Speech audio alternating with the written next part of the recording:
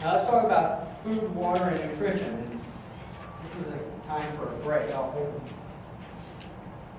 One of my favorites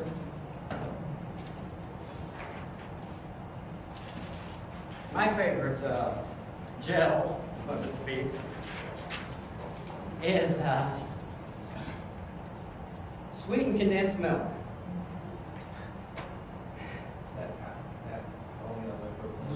It's in a gel form. Actually, we're already. No. No, it's not powder. This is actually milk that's been condensed. It's very sweet tasting.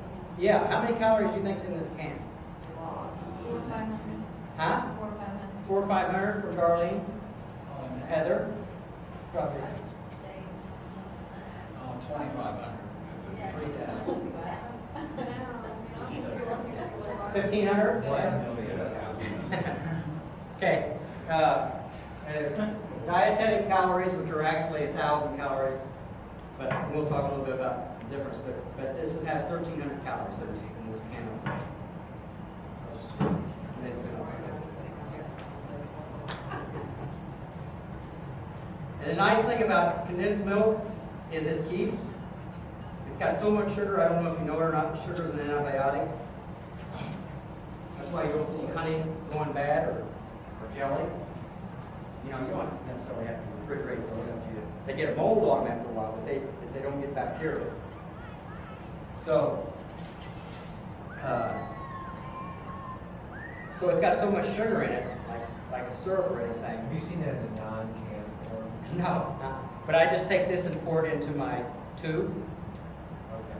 A tube that I have before I go camping, you know, like those squirt tubes. Yeah, that's So you can just pass around a spoon and take a dollop out of there. Maybe if you want more, you can put it in that.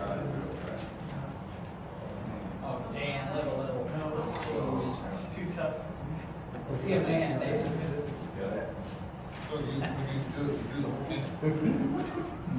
Put it in a, Yes, baby food, put it in a, your squeeze bottle, you know, they're not bottle, but tube. Like you could peanut butter. Yeah, exactly. Yeah. And I use it in the summertime, and it lasts, I mean, it doesn't go bad. It's got too much sugar in it to go bad.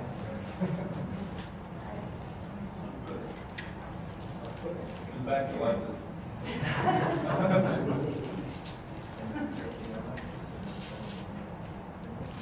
You can put nuts in it. You know, chop your pecans up and put them in this.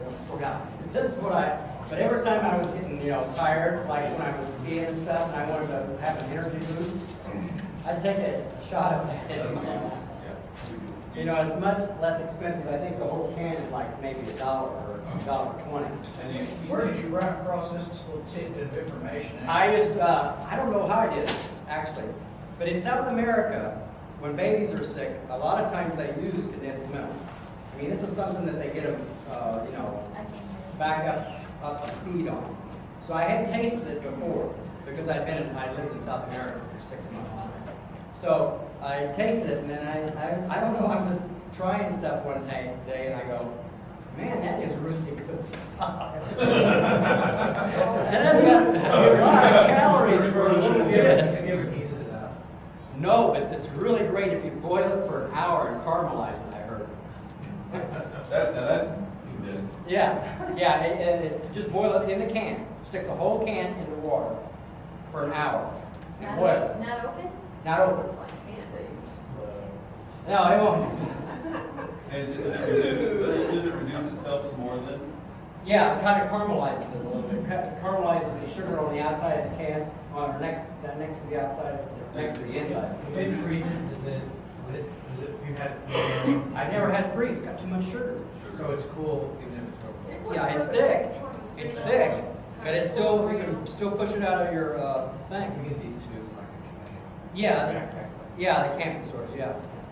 Another thing that I like to make drinks out of is just these Jell-O instant pudding mixes. You can make a great milkshake with these, and you warm it up, but you know, it makes a much better drink than just necessarily water or Gatorade. They're like a gas station.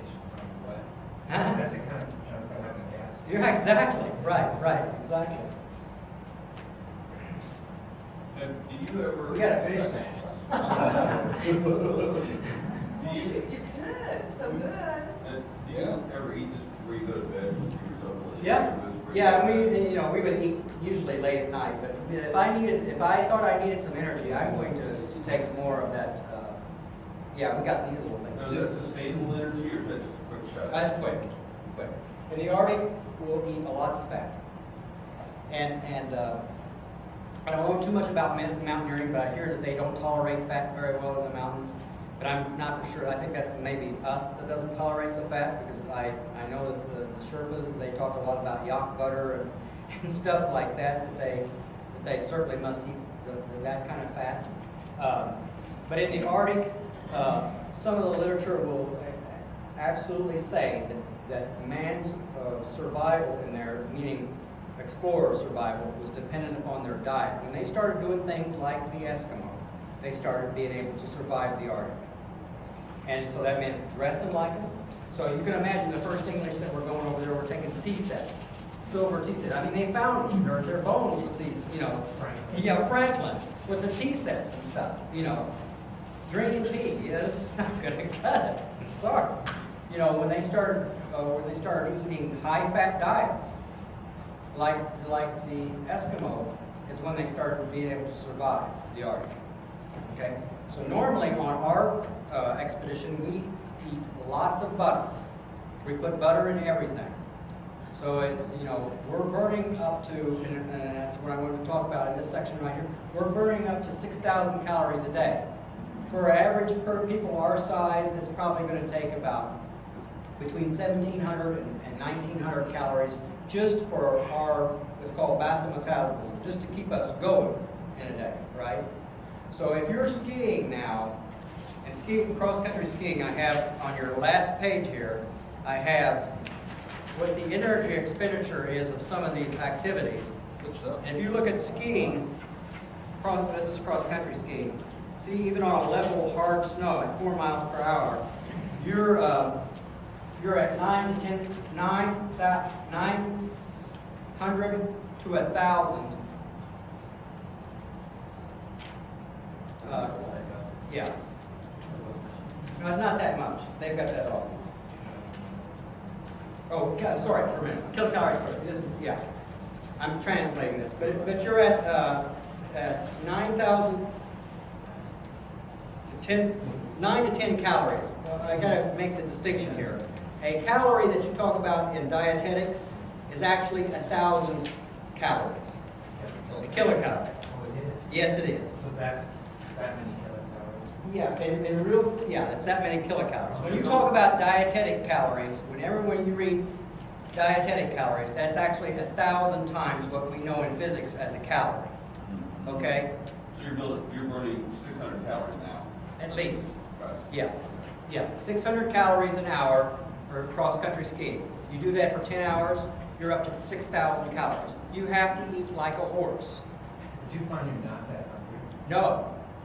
That's something that the mountaineers find. Yeah, They- that's what I'm, just Yeah, backpacking. right. Not- But they aren't that hungry, the mountaineers, and that's because of the altitude. It's really just force yourself. And that's exactly right. You have to force yourself.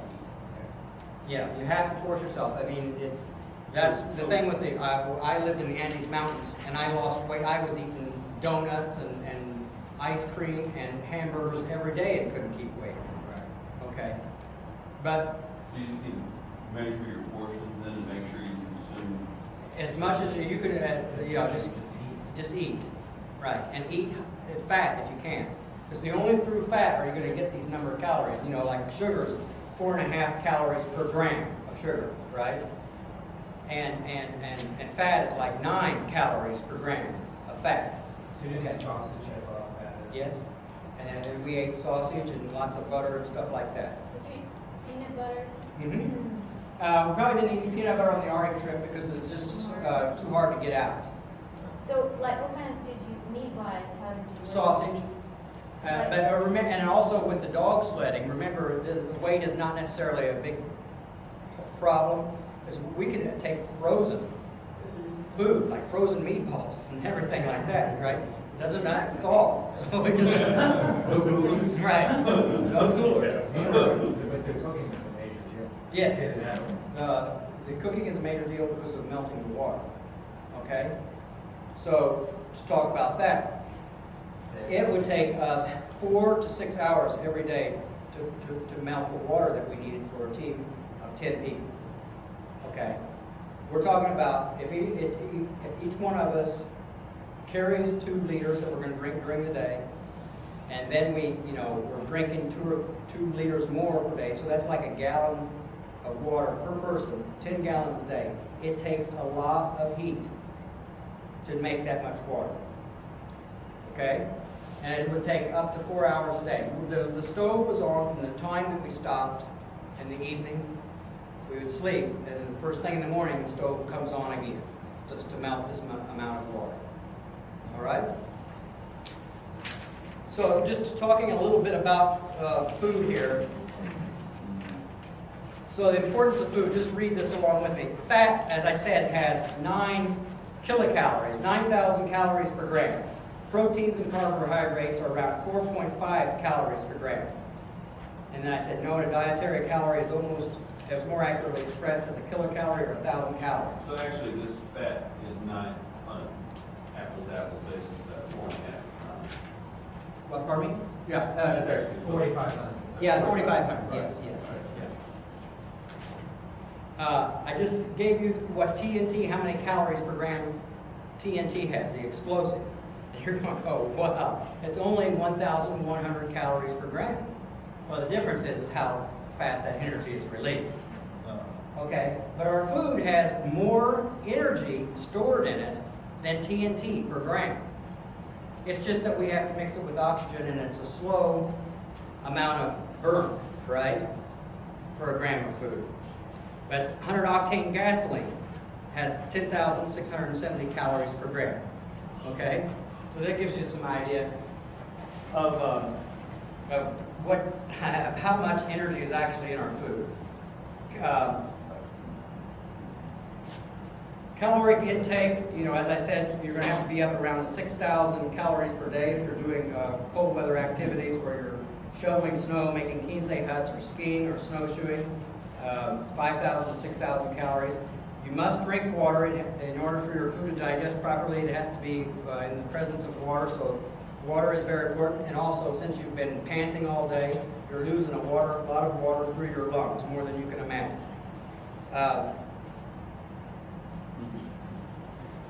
Talk about some of the things that people do, and this is just to show you just some of they're not really tricks, but a lot of people would put their water into these to keep them from freezing, right? This is just an Nalgene container. I mean, this is an insulating container for an Nalgene bottle, right? And I got to thinking, why am I heating this thing up again? Okay. Why am I taking a hot water bottle that I could use to heat something else up and heating this thing up? So I always now put my Nalgene bottles in my mittens or anything else where I can, at least the heat that's lost is going to heat something else that I could use. Okay? So think in terms, and then I'm not carrying something like this with me, right? And at night, I'll talk about the heating process, what we do at night to heat and dry stuff. But use your heat. I mean, this is again trying to use your heat wisely. Use it to heat something. Whether it's sticking it in the middle of your down parka for the heat that escapes to help heat your down up again. So when you put it on, it's just that much more warmer. Just keeps you warm just that much more longer. Or in your mittens or anything else. Okay? Or in anything that got wet to dry. Say you got some socks wet, stick your water bottle inside your socks to start drying.